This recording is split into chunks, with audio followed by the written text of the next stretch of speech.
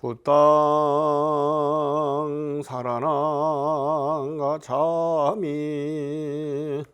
담망 살아난가 잠이 상강 살아난가 잠이 두띠암빛 우땅 살아난가 잠이 담망 살아난가 잠이 상강 살아난가 잠이 따띠암빛 우땅 살아난가 잠이 담망 살아난가 잠이 상강 살아난가 잠이 빨리어로 남방 쪽에서 오신 분들을 위해서 띠사나란을 함께 했습니다. 귀울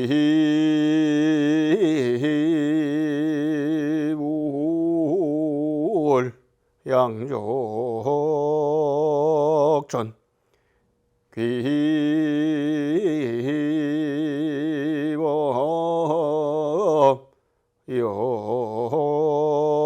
역전 귀승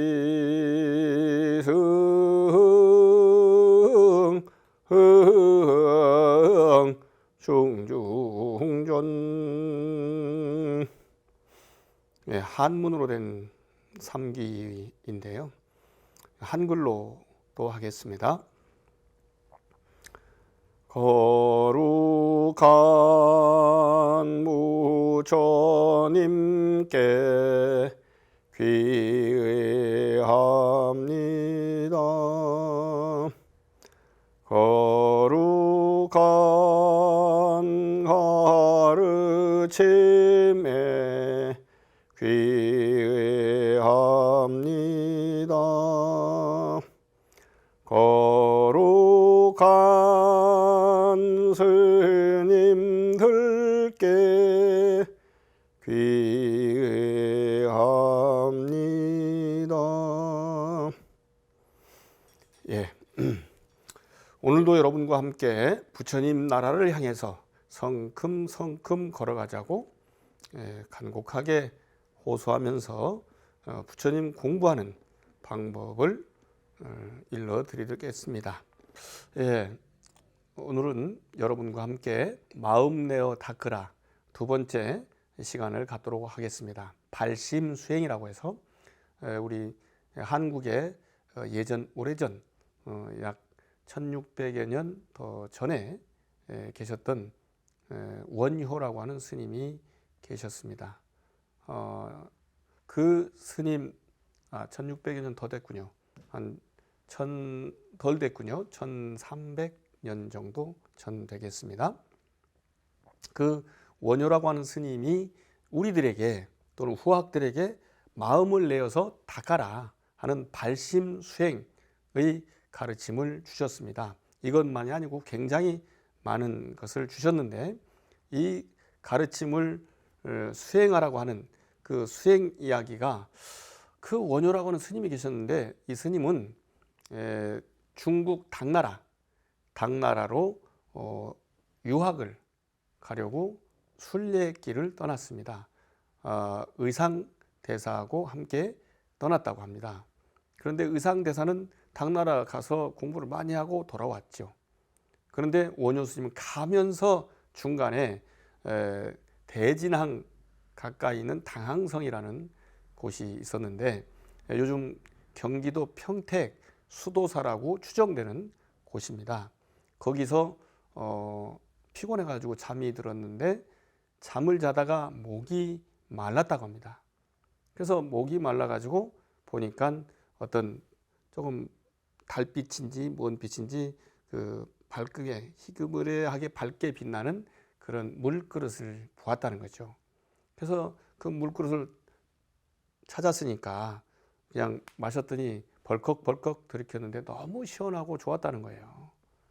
그러고 그냥 잠이 다시 들었는데 다음 날 깨어났더니 그것이 그 해골 바가지였다는 겁니다. 즉 죽은 사람의 머리가 그 형해화되어 가지고 만들어진 그것을 해골이라고 하지 않습니까? 그 해골 바가지에 괴어 있던 아마도 빗물이었던지 아니면 거기가 옛날 좀 요즘 생각하면 느끼기 어려운 그 무덤인데 우리 요즘은 전부 다 화장시키거나 매장을 하더라도 그 뚜껑이 바로 흙으로 덮인 그런 산소에다가 매장을 합니다. 근데 옛날에는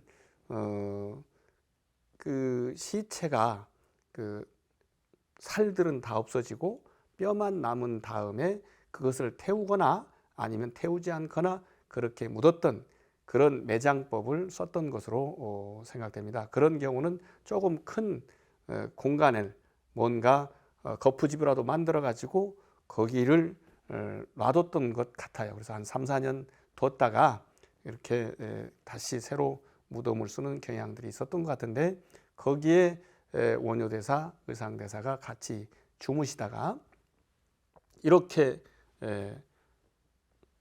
해골바가지에 괴물을 마셨다는 거예요. 그런데 다음날 아침에 봐서 어젯밤에 뭔 물이 저렇게 맛있었나? 라고 봤더니 그냥 해골바가지에 있었던 물인 겁니다. 그걸 보자마자 이렇게 구토 더 미팅을 했답니다.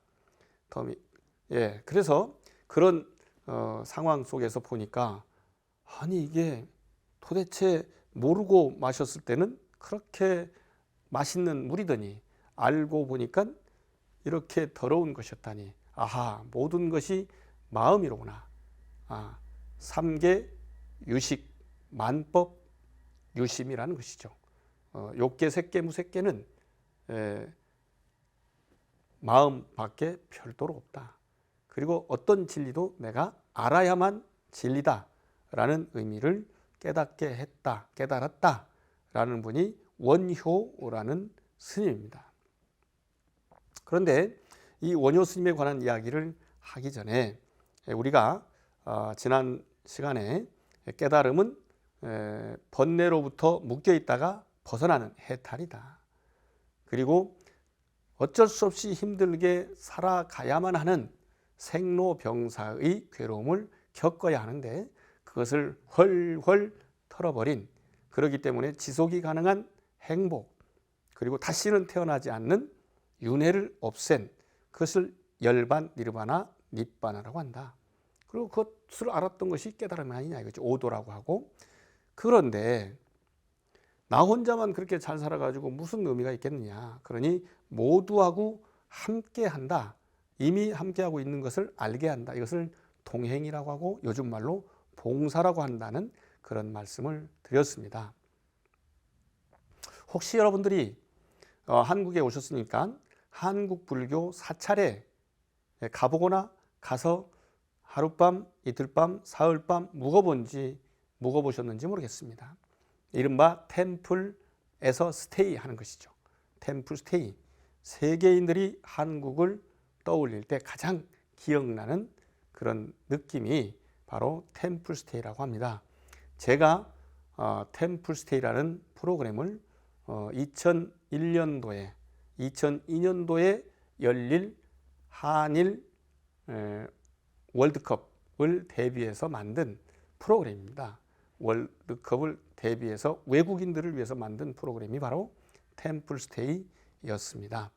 그래서 정말로 제가 2005년도에 열린선원이라는 지금 여러분들이 보시고 계신 이곳 부처님 도량을 개원해 놓고 그날 밤으로 저 모스크바 크렘린궁 컨퍼런스 홀에서 열리는 종교평화회의 같은 그런 유라시아 다이얼로그라고 하는 그런 모임에 참여한 적이 있었습니다. 세계에서 한 200명 정도의 종교인들이 모여가지고 며칠 동안 대화를 나눴던 그런 기억이 있습니다.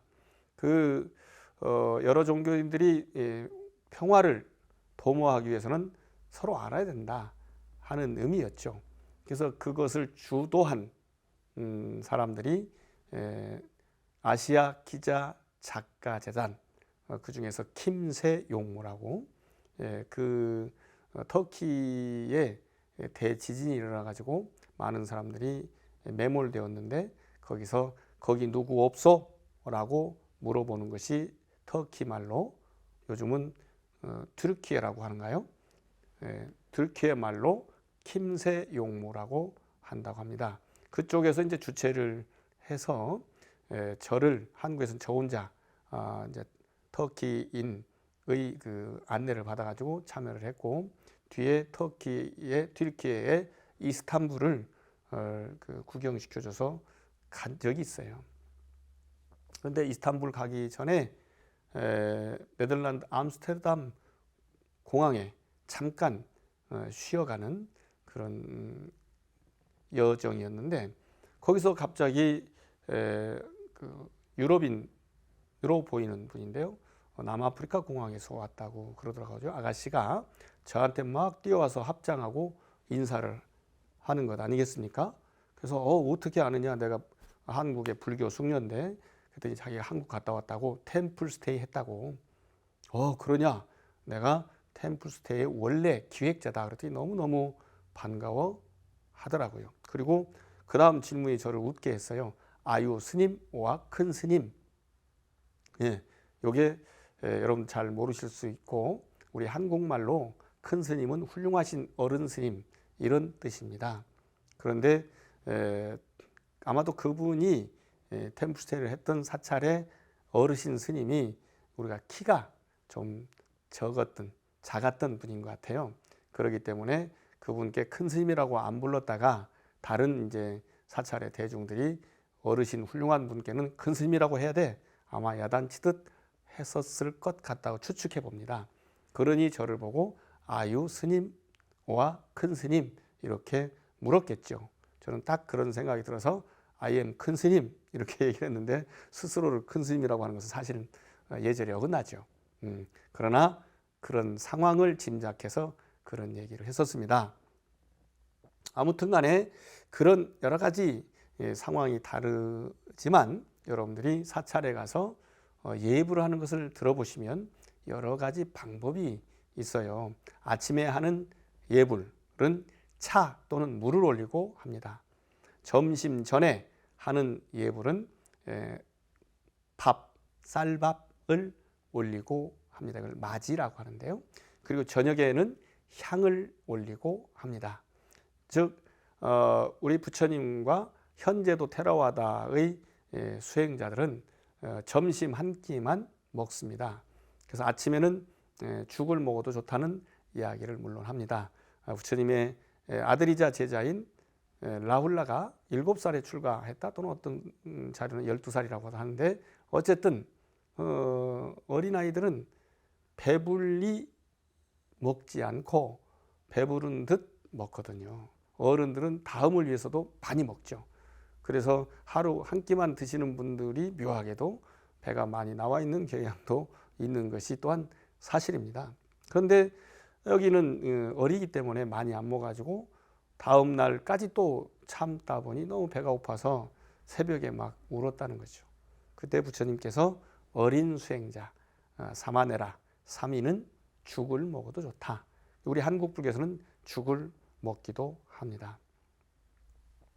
그러나 그렇지 않은 곳에서는 차 또는 물만 올리고요. 점심에는 다 같이 먹어야 되기 때문에 맞이, 쌀밥을 올리고, 저녁에는 향을 올린다고 해서 저녁에는 오분향예, 점심에는 사시맞이, 아침에는 다게라고 해서 다래 또는 차례라고 하죠.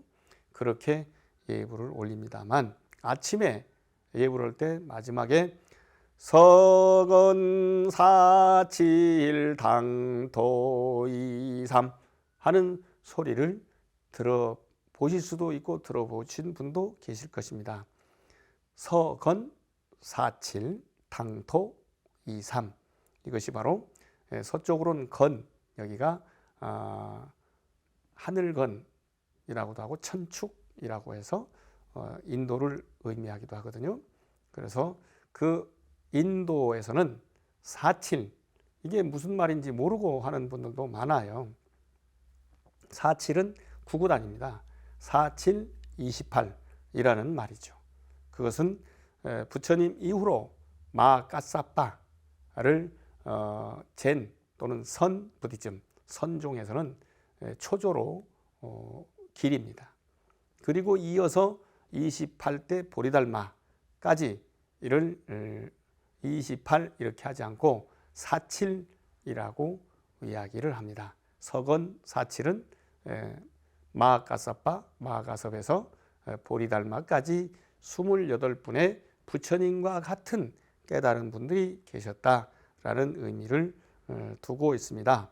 당토이삼, 당나라에서는 23, 그러면 23은 6이겠죠. 그런데 말입니다.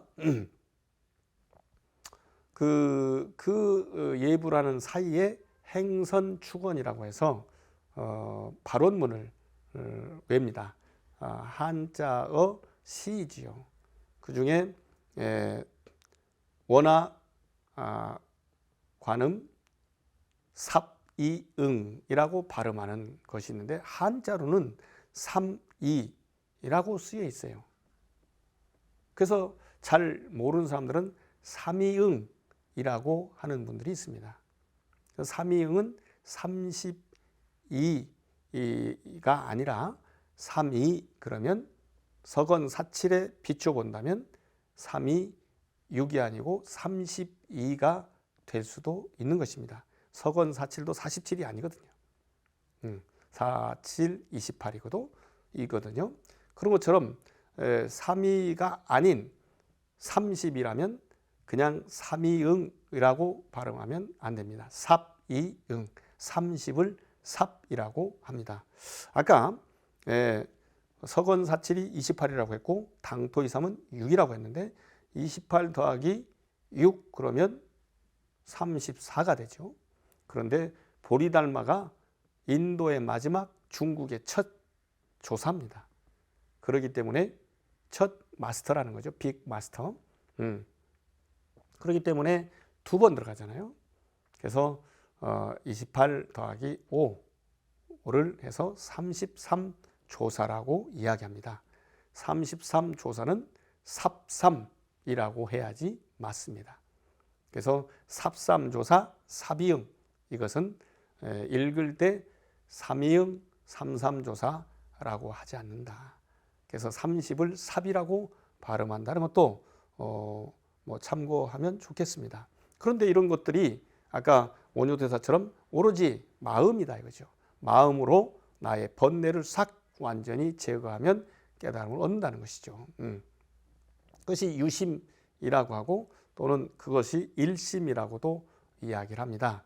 우리 원효 스님이 대승기신론소 그리고 금강산매경론소 등을 썼는데요. 거기에 기본적인 정신이 바로 일심입니다. 그런데 이런 일심인데 당나라 말 송나라 초의 스님 가운데 운문문원이라는 스님이 계셨어요. 그 스님께 어떤 제자 선사 참선한 스님이 묻습니다. 큰 스님이시여, 우리가 부처님 그러는데 석가모니 그러는데 석가모니 부처님은 도대체 어떤 분입니까? 어떤 분이라고 우리가 알고 있어야 합니까? 그랬더니 운문문원 스님이 말씀하십니다. 간시거리니라. 우리가 중국어이기 때문에 중국어를 한국식으로 발음했기 때문에 알아듣기 어렵습니다만 마른 똥막대기라는 뜻입니다.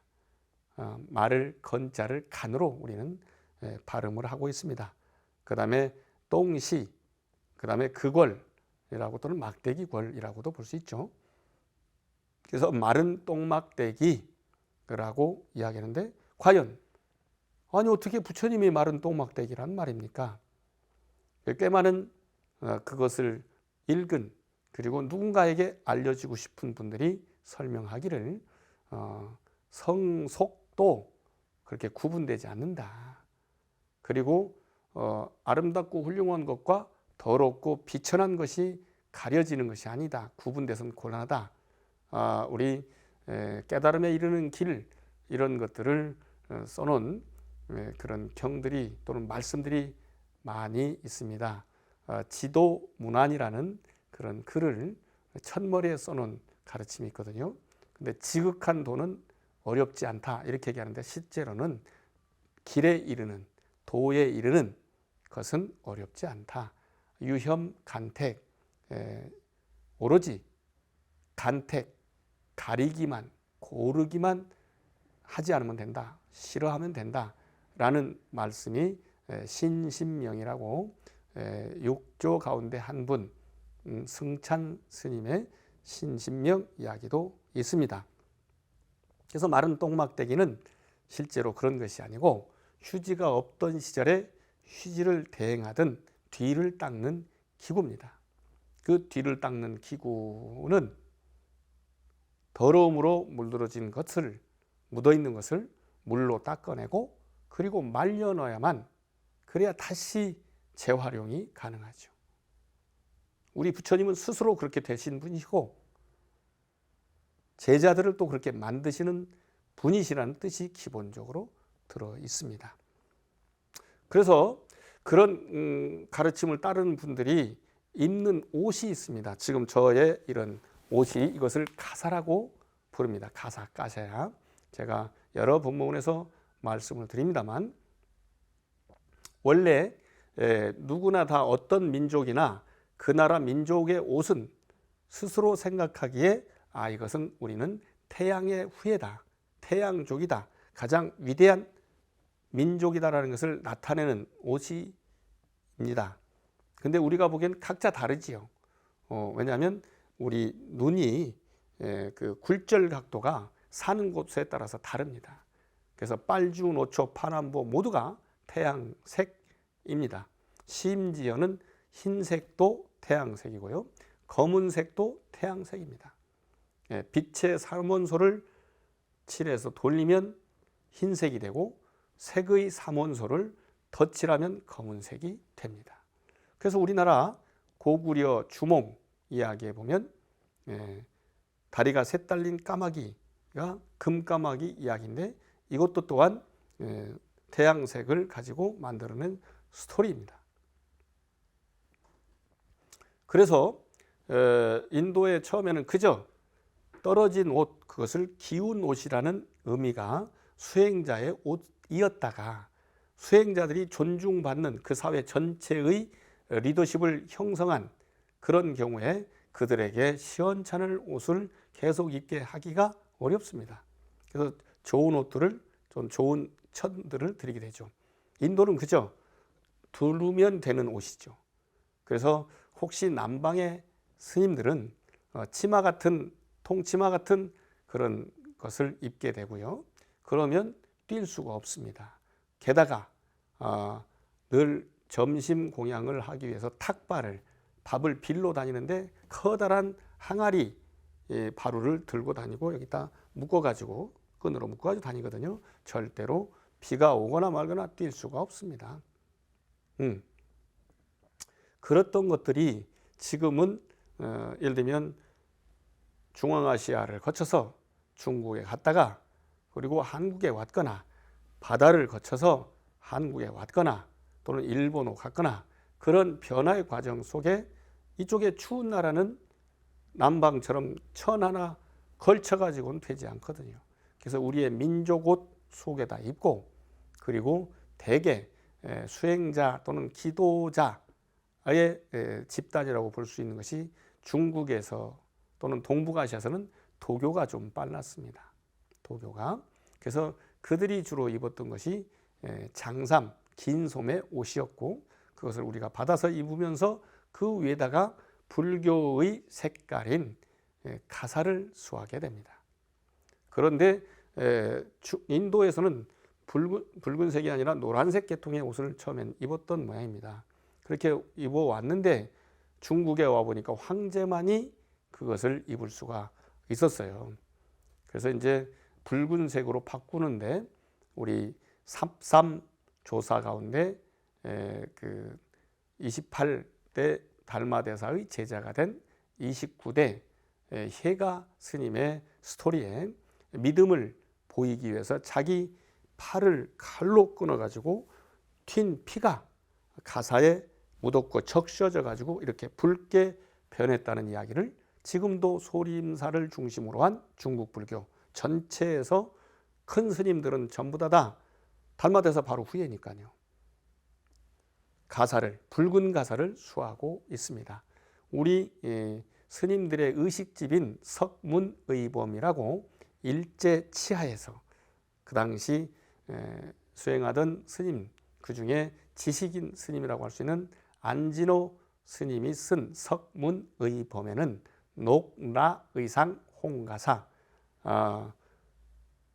푸른 또는 녹색의 비단 옷에 붉은 색깔 가사를 수했다라는 이야기가 나옵니다. 물론 아미타불 이야기이기는 합니다만은, 그런데 이 부분에 대한 가사 이야기는 우리 자장률사의 가사가 통도사에 모셔져 있고, 신라시대 얘기죠, 통일신라. 그리고 우리 대각국사 의천, 고려시대의 그 임금의 아들이었던 의천 대각국사의 가사는 순천 태고총림 서남사, 태고종의 총림 사찰인 서남사에 모셔져 있습니다. 그 대각국사 의천 스님의 가사는 이렇게 붉은 가사의 뒤쪽에 일광보살, 월광보살, 일광보살은 태양을 상징하고 뜨거운 사랑, 배려를 상징합니다. 그리고 월광보살은 이제 달 속에 토끼가 나오고요. 월광보살은 검은색 또는 노란색으로 해가지고 거기에 다리가 셋 달린 까마귀가 나옵니다. 이제 그런 것으로 상징을 하는 것이죠. 그래서 달은 월광보살을 얘기하고, 일광보살과 월광보살은 약사열애의 좌우보처, 좌우에서 다음에 또 약사열애가 되는 분이라고 볼 수 있겠습니다. 그리고 칠성 또는 치성광열애의 좌우보처를 모시고 있습니다. 그 치성광열애 좌우보처도 일광보살, 월광보살이기 때문에 약사열애와 치성광열애 또는 칠성님의 하는 일, 공능이 같다라고 볼 수 있습니다. 그런데 대각국사 의천의 가사에 일광보살, 월광보살이 이렇게 적혀 있습니다. 그래서 이 부분이 우리 불교의 전통 가사임을, 또는 한국 불교에서는 전통 가사임을 알 수가 있습니다. 그래서 우리는 현재의 우리 한국 불교의 종단이 많게는 100여 개, 또는 한국 불교 종단협의회라는 공식 기구에 들어있는 종단은 31개가 되고 있다고 합니다. 그 중에 가장 오랜 역사를 지닌 종단은 제가 있는 한국불교 태고종이라는 종단입니다. 고려 말에 불교 조계종이라고 통일한 스님이 태고 보국사라는 공민왕 때 왕사 겸 나중에 국사도 하신 분입니다. 이분은 고려에서 깨달음을 얻고, 고려에서는 더 이상 누군가가 견줄 이가 없어요, 깨달음으로. 그래서 중국의 추건성 선사에게 인가를 받으려고 했는데 이미 열반하셨고, 서곡 청공 선사가 살아계신 깨달은 분이라서 그분께 인가를 받았습니다. 그분 말씀이 그대가 깨달은 거나 내가 깨달은 거나 똑같소 라고 해서 하무산 천호함의 우리 태고 스님의 그 깨달음과 교류를 기리는 그런 비석을 세우러 제가 갔었던 적이 있었습니다. 종단 이름이 한국불교 태고종입니다. 한국불교의 적통 불교 조계종의 후신이 한국불교 태고종이고요. 고려말 고려에서 오도 뒤 원나라의 서곡청공 선사에게 인가받아서 왕사 국사로서 이사가 원흉한 종통을 펼치고 그렇게 활동을 하셨습니다. 깨달음을 얻었지만 왕사도 했고 국사도 해서 국사를 다 지도했고, 또 어머니 아버지를 모시고 살았어요. 그래서 속가와도 융통을 했고요. 그리고 원나라를 다녀왔기 때문에 국제적 감각도 지녔습니다. 그리고 그 당시에 여러 종파들이 서로 난립해가지고 다투는 부분도 있습니다. 사실 이게 진리를 추구하는 분들이 다툰다는 것이 보통 사람들은 이해하지를 못합니다. 그래서 요즘도 세상이 왜 이렇게 복잡하냐, 이렇게 많은 성당과 이렇게 많은 교회와 이렇게 많은 모스크와 이렇게 많은 사찰과 이렇게 많은 도소 또는 일본 같은 경우는 그 일본의 원래 종교가 있지 않습니까? 그래서 그런 모든 종교들이 다 많은데 왜 이렇게 세상이 힘들고 어지럽고 다투느냐. 저는 종교가 다투는 것이 아니고 종교인 가운데 종교인답지 못한 어리석은 사람들이 다툰다라고 이야기합니다. 물론 그 사람들이 모인 게 단초이고 그들을 일러서 종교라고 들 이해하고 있기 때문에 오해가 생기는 거죠. 그래서 그런 상황 속에서 저희 한국불교 태고종이 가장 오래된 전통을 지니고 있다라는 말씀을 드립니다. 아주 면면이 이어져 내려왔는데 광복 후에 불교 조계종이라는 이름을 가지고 있었고 뭐 서로 다툼이 있어가지고 1960년 11월 5일 대법원에서 확실하게 맞다라는 확정 판결을 내립니다. 그런데 이제 그 이후에 정권을 잡은 정부에서 1962년 악법인 불교유산 관리법이라는 법을 만듭니다. 이 악법이라는 표현은 1986년도에 대한불교 조계종에서 한 표현입니다. 그 법에 의해서 재산 등록을 대한불교 조계종으로만 받습니다. 그리고 조계종이 아닌 종명은 또한 모두 다 인정해서 여러 종단이 그때 분열되기 시작합니다. 그런데 역사상 근거가 분명한 우리 쪽, 저희 쪽은 조계종이라는 종명은 쓸 수가 없고, 그리고 오래된 역사의 사찰은 소유를 주장할 수 없다는 전제를 달아서 종단 이름을 바꿔가지고 등록을 합니다. 그래서 우리 지도자들이 의논을 해가지고 고려 말에 최고의 스님으로서 우리 모든 종파의 스승으로 받들어지고 있는 태고 보국사의 법호, 당호를 따서 태고종이라고 하자. 그래가지고 태고종이라고 종단을 당시 관할 부서인 문화공공부에 등록을 하게 됩니다. 참 애석하게도 그렇게 많은 어려움을 겪었기 때문에 단지 3개의 사찰만 가지고 태고종이라는 이름을 얻게 되었습니다. 당시에 열심히 종단 등록을 위해서 노력했던 덕자암자 큰 스님의 말씀에 의하면 한 개 더 얻으려고 주지 스님들을 설득하느라 혓바닥이 갈라졌다라고까지 이야기를 했습니다.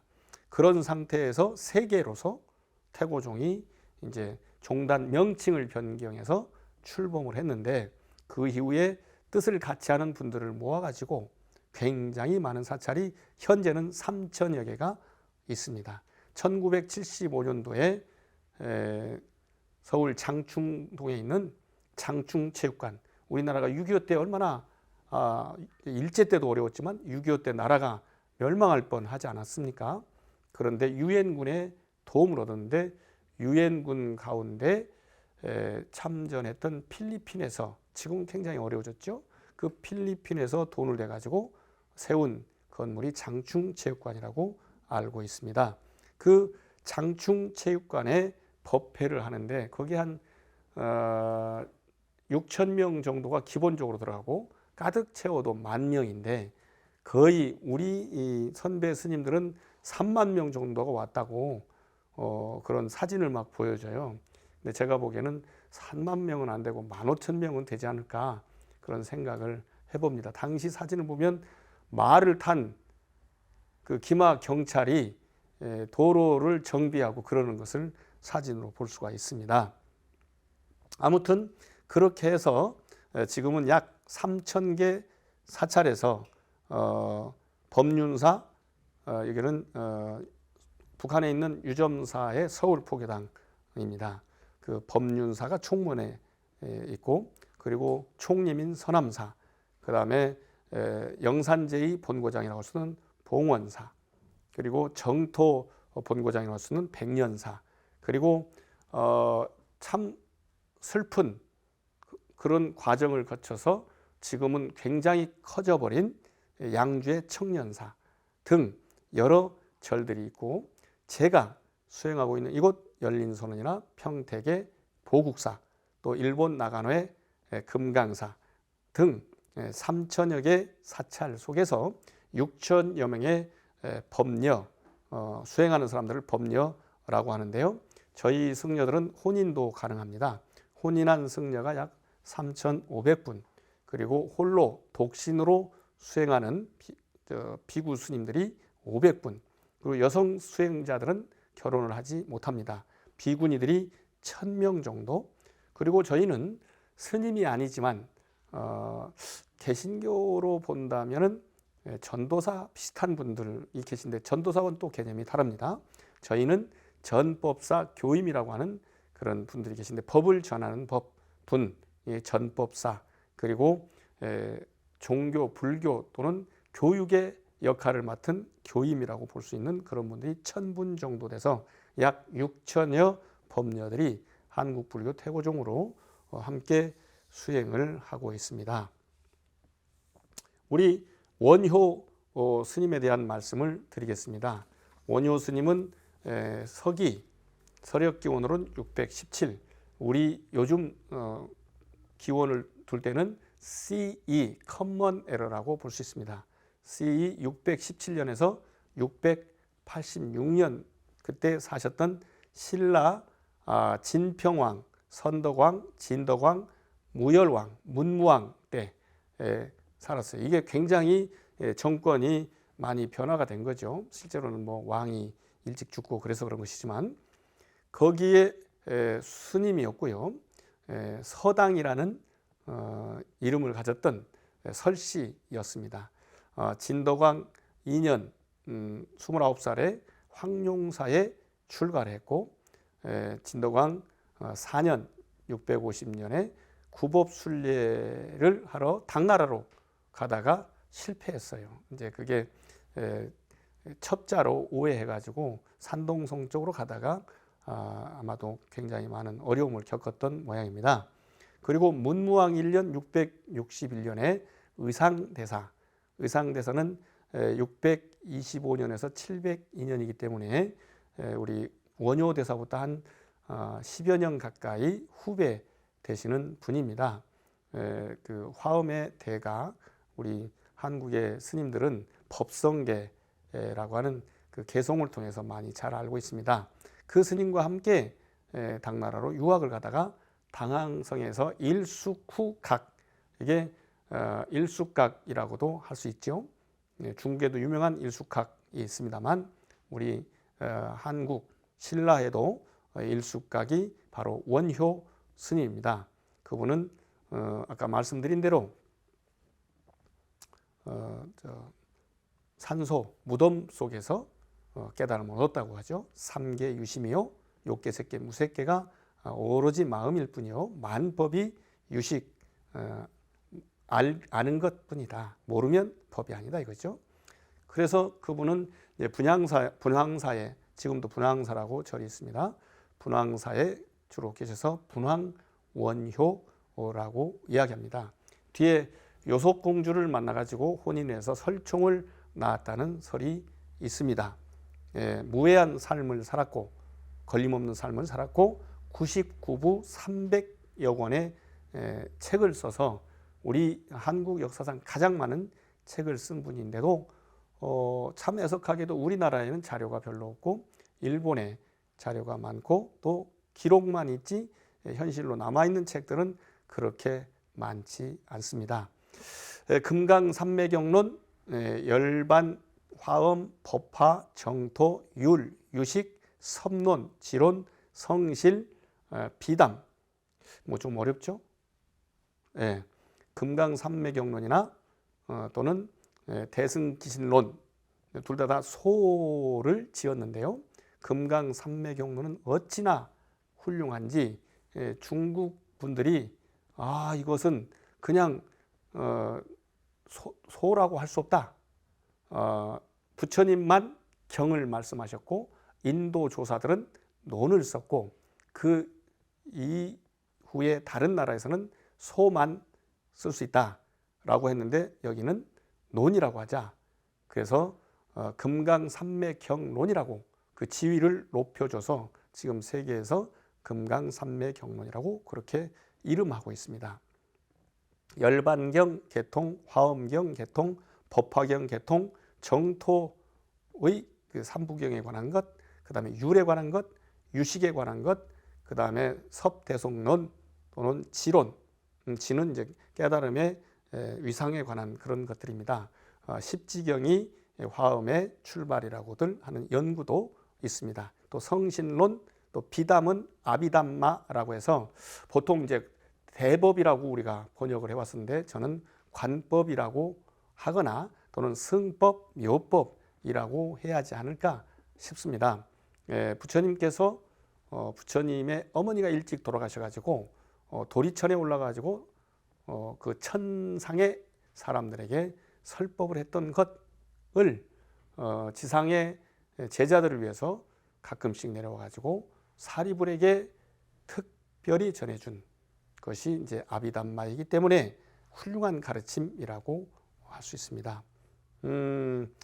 이분의 주요 것들은 이렇게 저도 좀 상당히 재밌고 쉽게 하는 편입니다만 들어보다 보면은 그 말이 그 말 같기도 하고 그래서 약간 졸릴 수도 있습니다. 그런데 우리 원효 대사께서는 자기는 굉장히 좋은 말로 멋진 표현으로 경전들을 해석하는 것과 이제 가르침에 글을 썼지만 대개는 쉬운 걸로 해서 나무아미탑을 연부를 하거나 춤을 추면서 사람들을 즐겁게 했다는 경향이 있어서 대승 또는 민중불교를 했던 분으로 이야기를 합니다. 아까 얘기했던 금강산매경로는 걸어가는 황소의 등에 올라앉아 가지고 거기서 논을 지었고 나중에 그 뿔 사이에 놨다고 해서 각승이라고 하는 이야기도 있습니다. 굉장히 재미난 이야기가 있습니다만 잠깐만요. 시간이 얼마 정도? 한 5분 정도만 나오시면 돼요.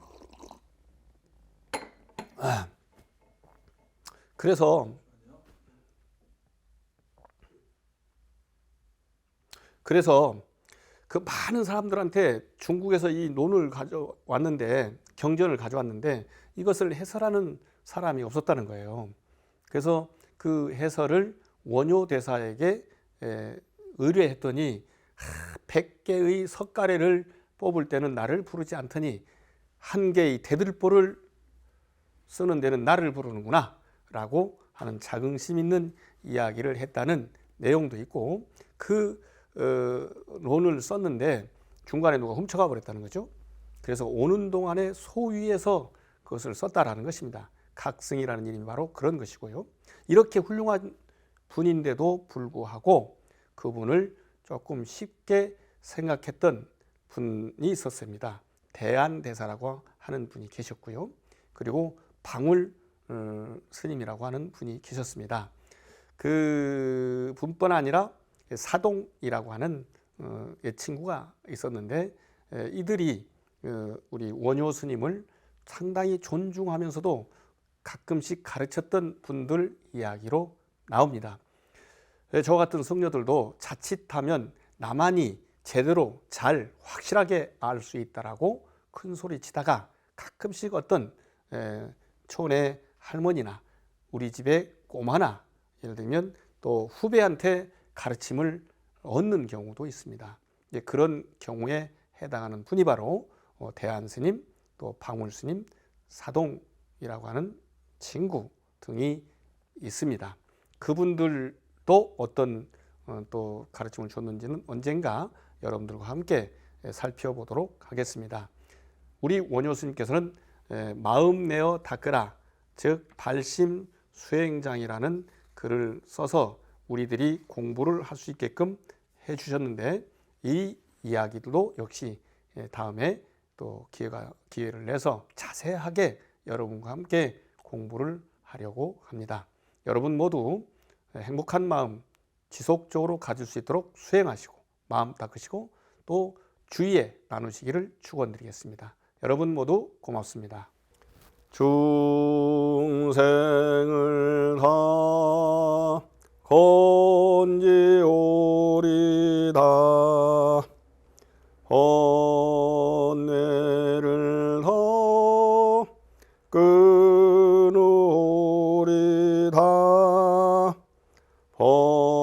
법문을 다 배우리다. 불도를 다 이루리다. 모두 행복한 부처님 되시기 바랍니다. 고맙습니다.